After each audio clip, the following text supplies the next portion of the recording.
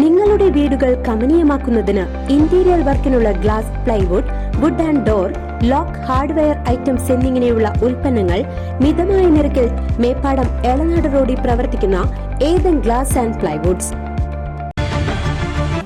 Desamangalam Malabar engineering കോളേജിൽ കേരളോത്സവത്തിനിടെ സംഘട്ടനം.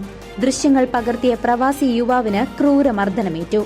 ദൃശ്യങ്ങൾ മൊബൈലിൽ പകർത്തിയെന്നാരോപിച്ചാണ് ദേശമംഗലം സ്വദേശിയായ 33-കാരൻ ജാഫറിനെ ഒരു കൂട്ടം ആളുകൾ ചേർന്ന് ക്രൂരമായി മർദ്ദിച്ചത്.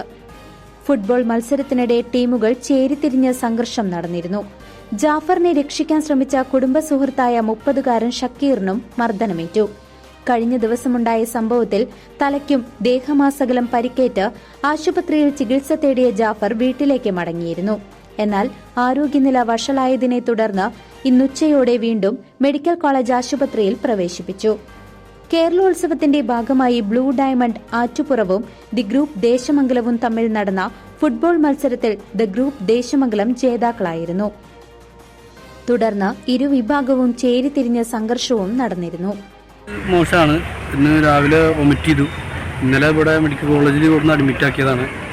അപ്പോൾ ഇവിടെ അവരുടെ സ്കാനിങ് കാര്യങ്ങളൊക്കെ കഴിഞ്ഞ് ഒരു 12 മണിയോട് കൂടായിട്ട് അവനെ ഇവിടുന്ന് ഡിസ്ചാർജ് ചെയ്തിട്ട് വീട്ടിൽ കൊണ്ടുപോയതാണ്.